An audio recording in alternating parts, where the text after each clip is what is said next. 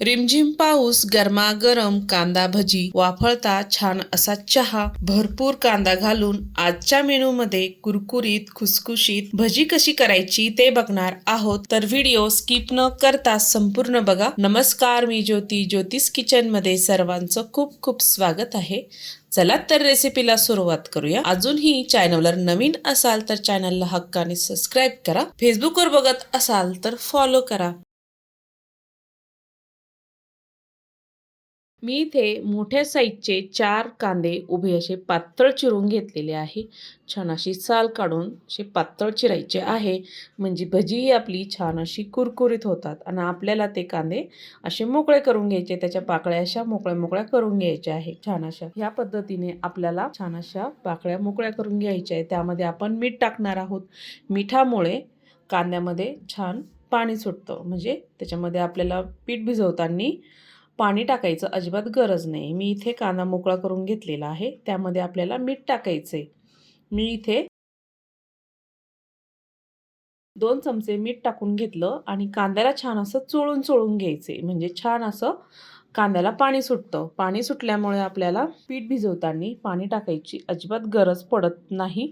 त्यामुळे छान असं चोळून त्याला लावून घ्यायचं आहे मीठ ह्या पद्धतीने.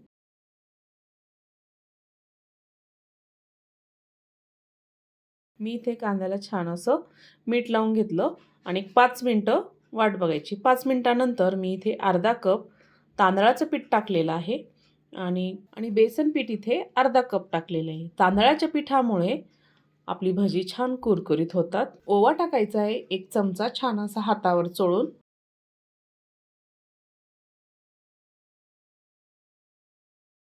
2 चमचे मी इथे लाल मिरची पावडर टाकत आहे.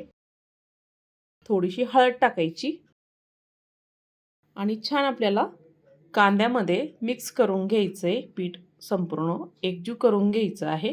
तुम्ही हा कांदा 10 मिनिटंही छान भिजू घातला ना तर छान मस्त असं पाणी सुटतं आणि गरज पडली तर अगदी 1-2 चमचे आपण यामध्ये पाणी टाकायचं. आता बघू शकता इथे मी बऱ्यापैकी इथे पीठ भिजून घेतलेलं आहे. पण आपल्याला याच्यामध्ये अगदी 2 ते 3 चमचे पाणी याच्यामध्ये टाकायचे. अजिबात पातळ होत नाही कारण आपण ह्यामध्ये तांदळाचं पीठ पण वापरलेलं आहे. तर मी 1-2 चमचे पाणी टाकून छान मिक्स करून घेतलेलं आहे आणि आपलं इथं भजीचं पीठ छान तयार झालेलं आहे. ह्या पद्धतीचं आपल्याला हवं आहे. आता याच्यामध्ये आपण जे तेल गरम करायला ठेवलं होतं कडकडीत असं 2 चमचे तेल टाकायचे. मी याच्यामध्ये अजिबात सोडा टाकलेला नाही आहे. कडकडीत असं गरम केलेलं तेल टाकलं आणि पिठामध्ये छान मिक्स करून घेतले. ह्या पद्धतीने एकजीव करून घ्यायचे आणि हे भजी खूप छान मस्त कुरकुरीत खुसखुशीत होतात. अगदी जास्त वेळ ही भजी छान कुरकुरीत राहतात. आता आपण लगेचच भजी तळायला घेणार आहोत. कढईमध्ये तेल छान गरम झालेलं आहे आणि आपण भजी इथे मी छोटे टाकायला सुरुवात केलेली आहे. गॅस मी इथे मध्यमच ठेवलेला आहे. जास्त फुलही ठेवायचं नाही आणि जास्त कमी ठेवायचं नाही. कमी जर ठेवलं तर ते तेलकट होतात आणि भजी आपली अशी कुरकुरीत होत नाही. असं मध्यम गॅस ठेवायचा आणि भजी आपल्याला छान अशी तळून घ्यायची या पद्धतीने. जितकी बसेल त्यामध्ये मी तेलामध्ये भजी टाकून घेतली आणि एक साईड तळल्यानंतर चमच्याने आपल्याला दोन्हीही बाजू छान तळून घ्यायच्या. इथे मी हिरव्या मिरच्या उभ्या चिरून टाकल्या. भजी तळत आली ना तेव्हा मिरच्या टाकायच्या. म्हणजे दोन्हीही एकदाच काढल्या जातं. सावधगिरीनं करायचं आहे. मिरची फुटू शकते. चिरून टाकायची आणि ओली टाकायची नाही. ओली टाकल्यामुळे अजून तेल अंगावर उडू शकतं. आता आपली भजी आणि मिरची छान तळलेली आहे. आपण तेल निथरून एका ताटामध्ये काढून घेऊया. बघू शकता तुम्ही. ह्या पद्धतीने अशी भजी तळून द्यायची म्हणजे छान अशी कुरकुरीत राहतात.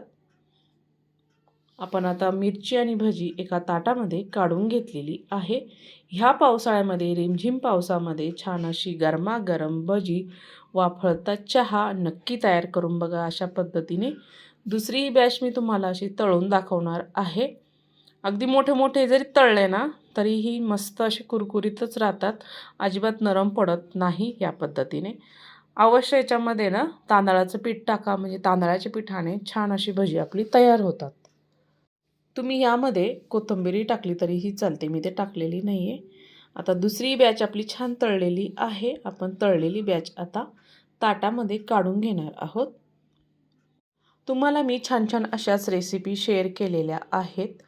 तर ज्योतिष किचन चॅनलवर नक्की जाऊन बघा. आजची रेसिपी आवडली असेल तर ज्योतिष किचन चॅनलला हक्काने सबस्क्राईब करा, बेल आयकॉनला क्लिक करा, म्हणजे नवीन रेसिपीचे नोटिफिकेशन सर्वात आधी तुम्हाला मिळेल.